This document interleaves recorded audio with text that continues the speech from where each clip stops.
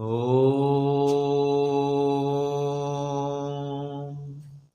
इमं मे वरुणश्रुधी ॐ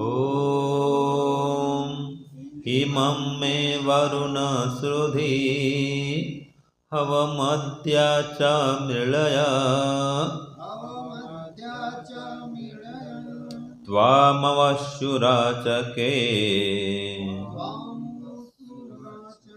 त्वामवश्युराचके ॐ इमं मे वरुणश्रुधी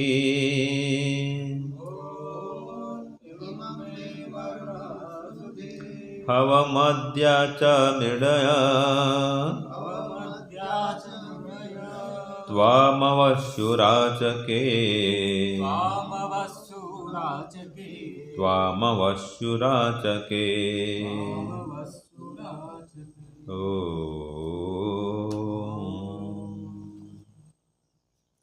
हे ईश्वर, हम यह पठन पाठन आपको प्राप्त करने और कराने के लिए साधन के रूप में करने जा रहे हैं।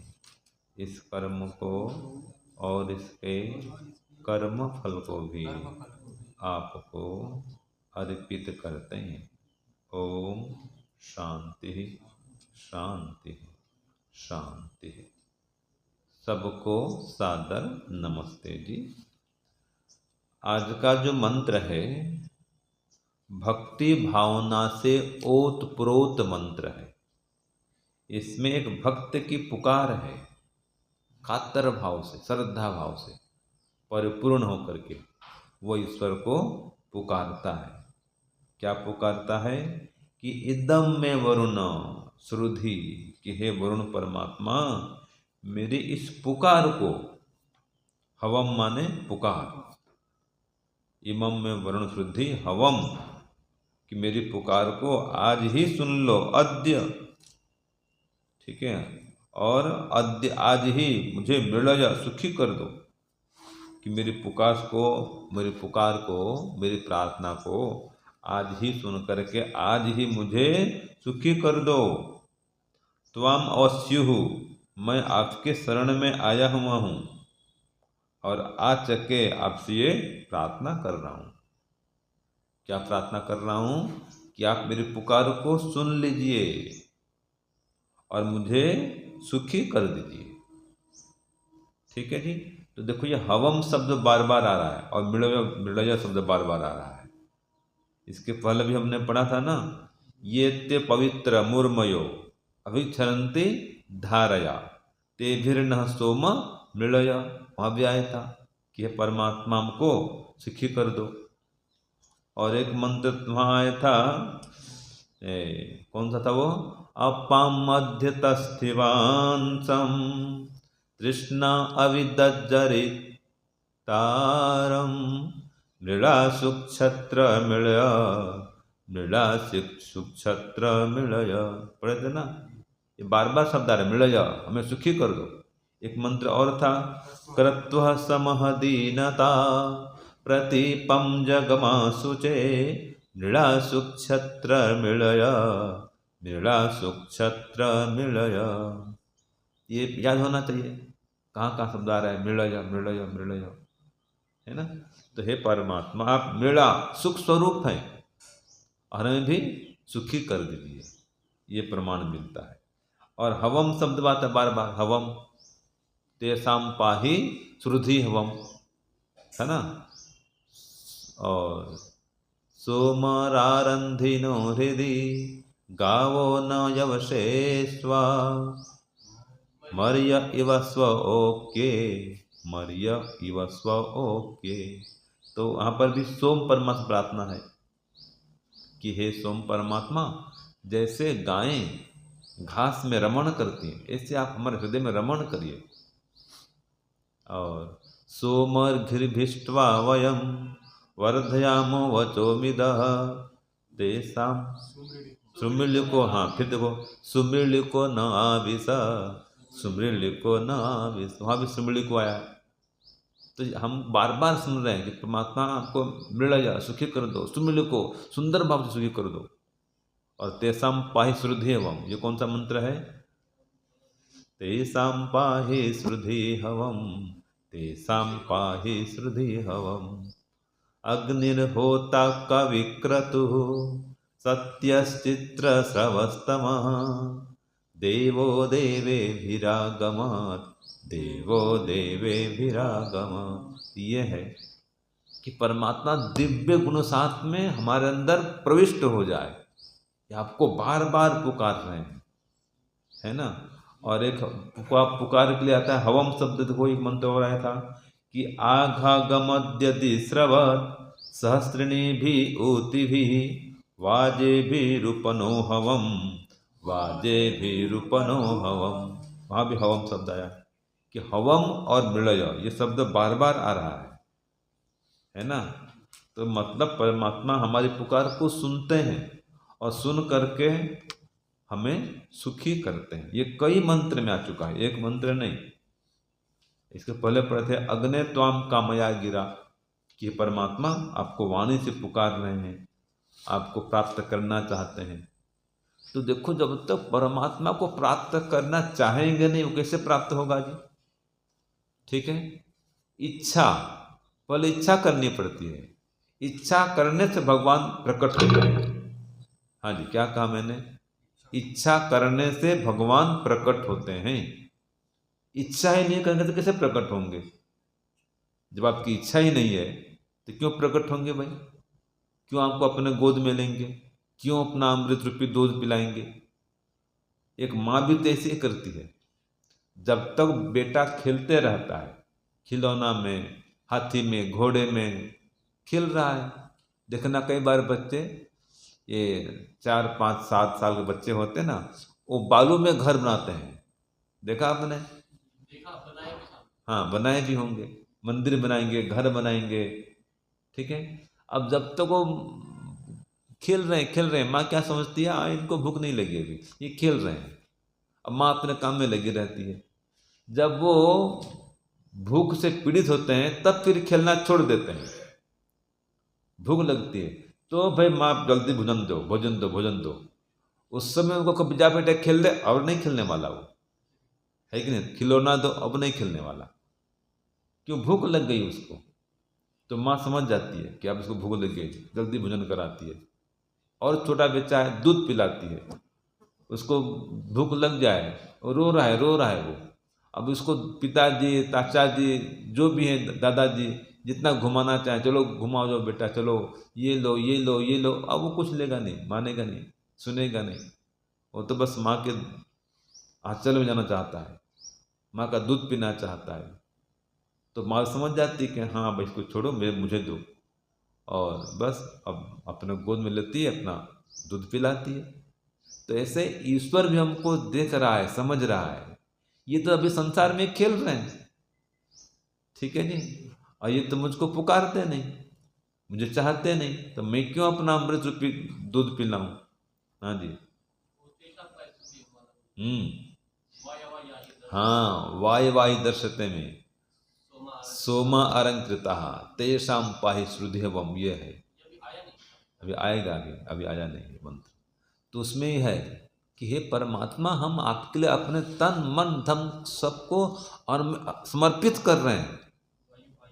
हाँ, आइए मेरे हृदय में आइए, प्रकट होइए, दर्श देते में ये मुझे दर्शन दीजिए। इसलिए मैं ये अलंकृत पदार्थ आपके लिए सजा के रखे हैं। मन, बुद्धि, आत्मा सबको अलंकृत करके, शुद्ध करके, निर्मल करके पुकार तेसाम पाहि श्रुधिवम, हमारी पुकार को सुनिए और ये सारे पदार्थ को आपको अर्पित करते हैं, स्वीकार करिए। ठीक है, जगह जगह हवम शब्द आ रहा है, हवम और मृळय। तो हम परमात्मा को पुकारे हैं, ये हवम आज भी तो आया है, मृळय शब्द, हवम और मृळय। कल हवम शब्द आया था, नहीं इसके पहले हवम शब्द आया था। हवन भी आता है, हवन, हवन श्रुतः, कद्धस्थ हवन श्रुतः, कि हे परमात्मा आप कहाँ हो? आप तो पुकार को सुनने वाले हो, मेरी पुकार को सुनिए। तो हवम कहें, हवन कहें, इसे पुकार अर्थ में आता है। तो सार निकलता है परमात्मा को पुकारो, बार बार पुकारो, और इस प्रकार पुकारो कि व्याकुल हो जाओ, लोग पागल समझने लगे।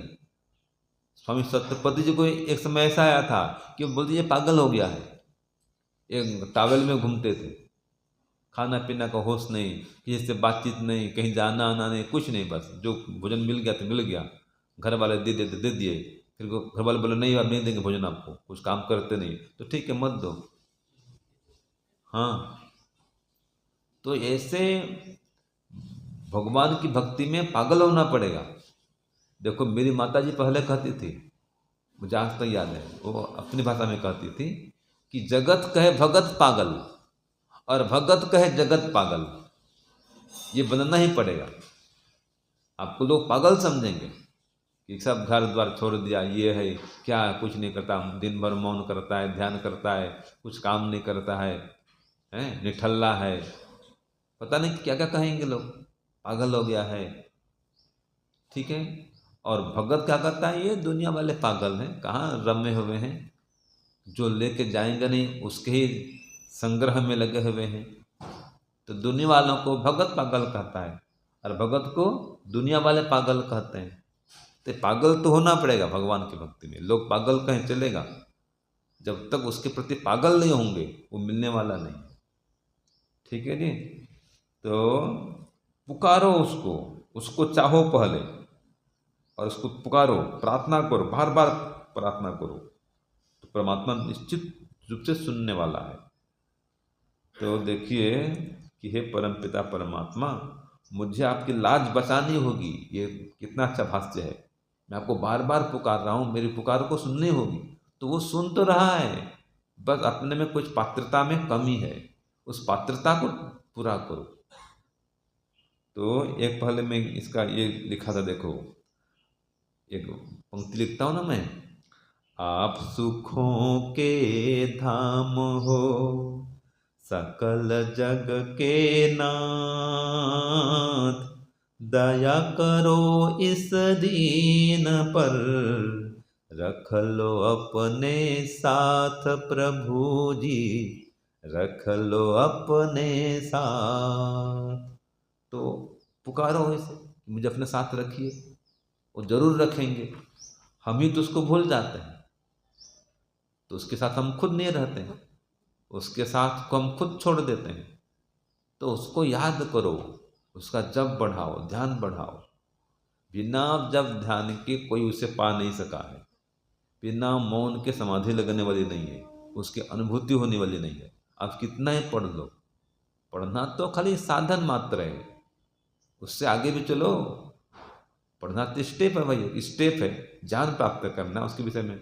हम वेदांत पढ़ रहे हैं, कितना अच्छा से ज्ञान मिल रहा है ना, पढ़ा है ना ज्ञान विज्ञान, संशय का निवारण हो रहा है, कैसी कैसी शंकाएं आ रही हैं, तो आनंद आ रहा है पढ़ने में। ये ज्ञान का साधन है, तो शास्त्र पढ़ो, ज्ञान प्राप्त होगा।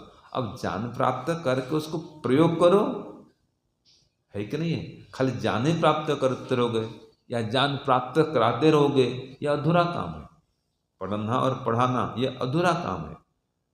जो पढ़े सुने जाने हैं उसको जीवन में उतारना, ये बड़ी बात है। देखो आपने एक कहावत सुनी होगी, अति सर्वत्र वर्जयेत, सुना ना? लेकिन भगवान का स्मरण करो, इसमें कोई अति सर्वत्र वर्जयेत नहीं है। आप काम करते रहो और मन परमात्मा में लगा रहे, तो इसमें अति सर्वत्र वर्जयेत नहीं होता है। और कहीं देख लो, सब जगह लागू हो जाएगा। अति करेंगे हानि उठाएंगे, घूमना फिरना हो, खाना पीना हो, मजा मौज हो, विषय भोग हो, अधिक पढ़ेंगे तो भी तकलीफ हो जाता है, अधिक पढ़ना हो, अधिक पढ़ाना हो, अधिक बोलना हो तो भी तकलीफ में आ जाएंगे, थक जाएंगे बोलते बोलते, पढ़ते पढ़ते थक जाएंगे, सोते सोते भी थक जाएंगे, काम करते करते भी थक जाएंगे। ठीक है जी, तो अति सर्वत्र वर्जयेत, व्यायाम भी अति करेंगे तो थक जाएंगे, रोगी पड़ जाएंगे, ज़्यादा हो जाए तो। प्रकृति देख के व्यायाम करना चाहिए। भोजन भी ऐसा ही है, अति भोजन कर देंगे तो वो भोजन भी एक दिन निकलेगा, ज़्यादा हो जाए मात्रा से तो वो कोई रोग पैदा करेगा। तो भोजन हो, भ्रमण हो, व्यायाम हो, आसन हो, कोई भी चीज हो, अति करेंगे हानि करेगा, विषय भोग हो हानि करेगा। लेकिन मन में परमात्मा का सिमरन करते रहो, स्मरण करते रहो, ये हानि नहीं करेगा। ओम आनंद, हे ईश्वर आप आनंद स्वरूप हो, मुझे आनंद दो, मन में आनंद भरेगा। चलते फिरते खब काम करते रहो, मना नहीं काम का, जब करते रहो, नुकसान कुछ नहीं करेगा। तो सब जगह अति सर्वत्र वर्जियत लागू हो सकता है, लेकिन परमात्मा का स्मरण करो।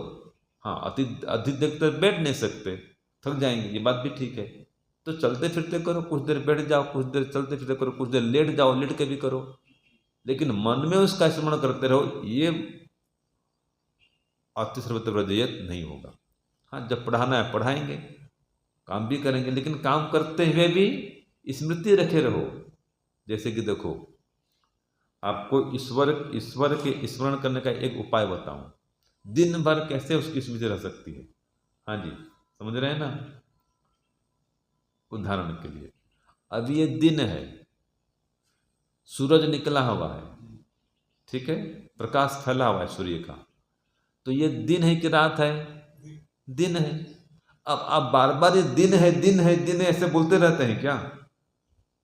आपके मन में कि दिन है, मन में है ना, मन में बना हुआ है कि ये दिन है, रात्रि नहीं है, और सूर्य प्रकाश फैला हुआ है। दिन में क्या होता है? सूर्य प्रकाश फैला होता है। तो इसको बार बार आप दोहराते नहीं है कि सूर्य प्रकाश फैला हुआ है, फैला हुआ है, दिन है दिन है। ये मन में बसा हुआ है कि अभी दिन का समय है, प्रकाश फैला हुआ है। ऐसे ईश्वर में चारों ओर फैले हुए हैं, ईश्वर के ज्ञान का प्रकाश फैला हुआ है, ये मन में रहना चाहिए। जैसे सूर्य प्रकाश फैला हुआ है और आप बार बार दोहराते नहीं कि प्रकाश फैला है फैला है, फिर भी अनुभूति में है, ये ज्ञान में है कि सूर्य प्रकाश फैला हुआ है, ये समय दिन का है। ऐसे ही परमात्मा सब जगह फैला हुआ है, वो ज्ञान स्वरूप है, ठीक है। ऐसा मन में हमेशा बनाए रखो, ये संभव है, ये स्मृति रहेगी हमेशा। तो जब परमात्मा की इस प्रकार से आप उपासना करेंगे कि परमात्मा सदा सर्वत्र व्याप्त हैं, ऐसा अनुभव करते हुए दिन भर उनसे जुड़े रहेंगे और प्रार्थना भी करेंगे, पुकारेंगे भी, तो निश्चित रूप से परमात्मा सुनेंगे कि भाई अब ये मेरे प्रति पागल हो रहा है, इसको संसार से कुछ नहीं चाहिए, ये संसार के विषय भोग से विरक्त हो चुका है, संसार के सुख में आसक्ति नहीं रही इसकी, इसको खाने में, पीने में, घूमने में, फिरने में, मजा में, मौज में, शादी में, ब्याह में, बच्चे में, कच्चे में, नौकरी में, छोकरी में, धंधा में, व्यापार में, सोने में, चांदी में, हीरा में, मोती में, किसी में भी, गाड़ी में, बंगला में, नौकर में, चाकर में, किसी में अब इसका आकर्षण नहीं रहा। तो सूत्र पढ़े थे ना वेदांत में, जब ईश्वर में अत्यंत आकर्षण होता है वही मोक्ष का कारण बनता है। अत्यंत आकर्षण मन अत्यंत प्रेम, ये ईश्वर में होना चाहिए। यही तो अत्यंत प्रेम है। चलते फिरते, खाते पीते, हर काम करते ईश्वर में डूबे रहो। सय्यासनस्था थे पथे भजन निभा, ये कहा है ना, अमृत भोग भागी कहा है इसमें कि चलते फिरते, सो रहे हैं, लेटे हुए तो भी जप करते रहो, ध्यान करते रहो, उसके ईश्वर प्रणिधान में मग्न रहो, तो आप उसके अमृत आनंद का भोग करेंगे। तो ये हमारा लक्ष्य होना चाहिए। तो मंत्र कहता है ऐसे भक्तों को बन करके उसको पुकारो कि हे परमात्मा, आप तो मुझे आपके स्वरूप का दर्शन दिला दो, मैं आपके शरण में आया हुआ हूँ, त्वाम अवश्य हूँ, आपके शरण में आया हूँ और आ सके आपसे याचना करता हूँ, प्रार्थना करता हूँ। क्या प्रार्थना करता हूँ? ओम आनंद, कि हे परमात्मा आप चारों ओर आनंद से ओतप्रोत हैं, मुझे भी आपके आनंद की अनुभूति करा दीजिए, मुझे भी आपके आनंद से ओतप्रोत कर दीजिए। तो ये इमम हवम श्रुधि, कि हे वरुण परमात्मा मेरे इस पुकार को सुनिए, आप आनंद स्वरूप हैं, मुझे भी आनंद दीजिए। और अद्य च मृज, आज ही मुझे आनंदित कर दीजिए, सुखी कर दीजिए। ऐसी भावना होनी चाहिए। तो देखो, एक पुत्र ना पिता पर बहुत अधिक विश्वास रखता है, विश्वास के साथ मांगता है कि मैंने ये मंगा दिया है तो पिताजी जरूर ला के देंगे, और पिताजी लाते भी हैं।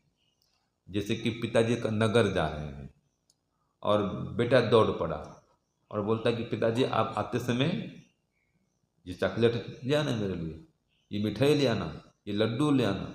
अब उस लड्डू को लाने के लिए पिताजी कितने दुकान घूमते हैं, ठीक है, यहाँ घूमेंगे वहाँ घूमेंगे, लड्डू लेके जाना है बेटे के लिए, ठीक है ना जी महात्मा जी।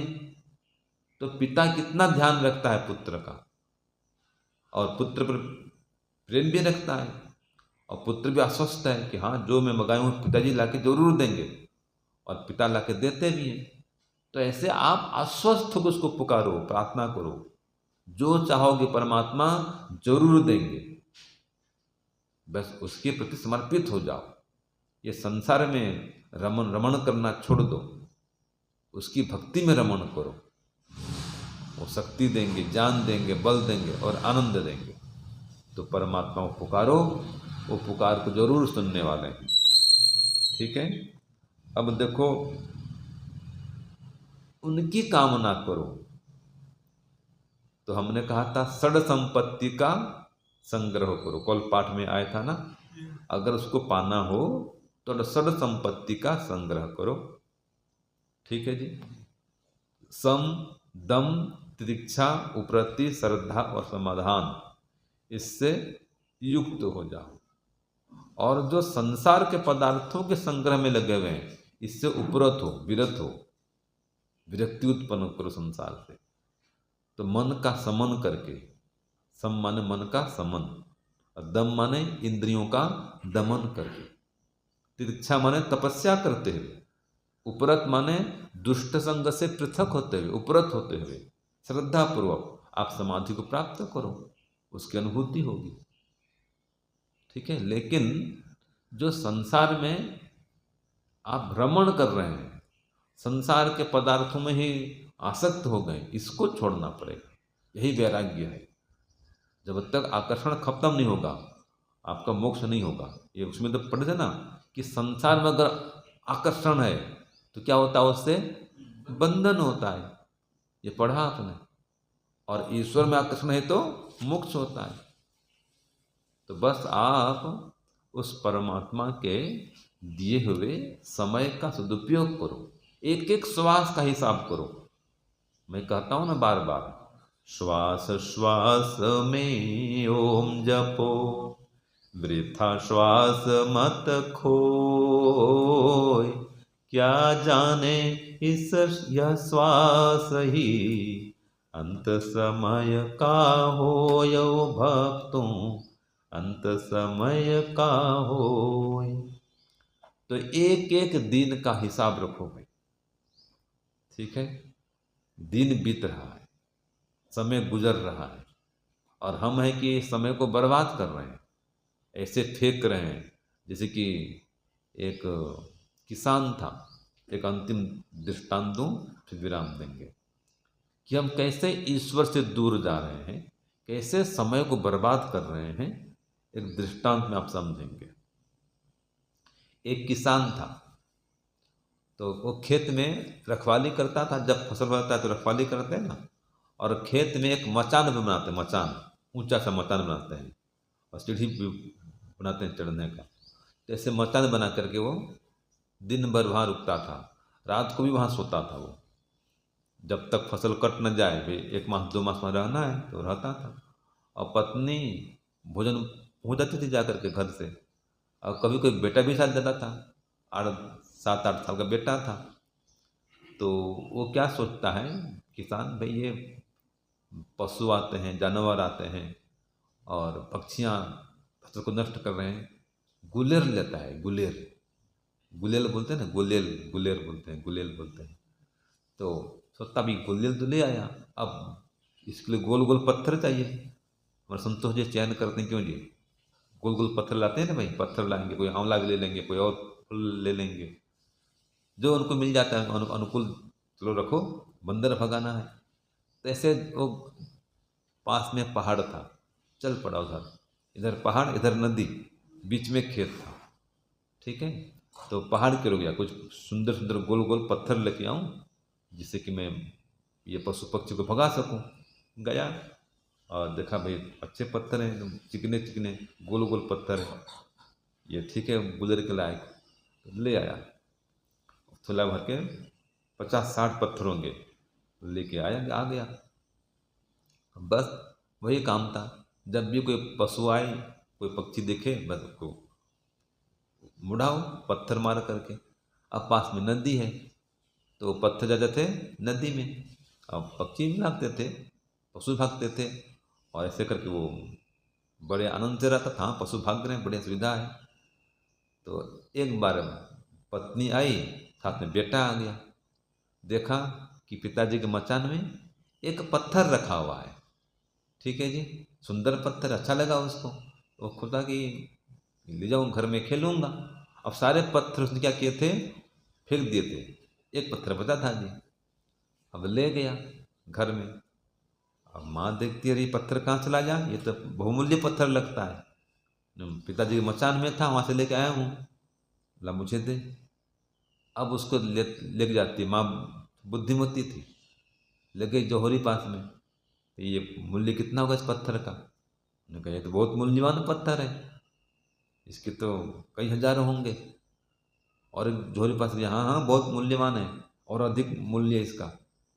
अब उसको बेच के कई हजार रुपये लेके आती है और देती है पतिदेव को, देखो पतिदेव, ये एक मचान में आपको पत्थर मिला था, इसके इतने हजार रुपये आए हैं।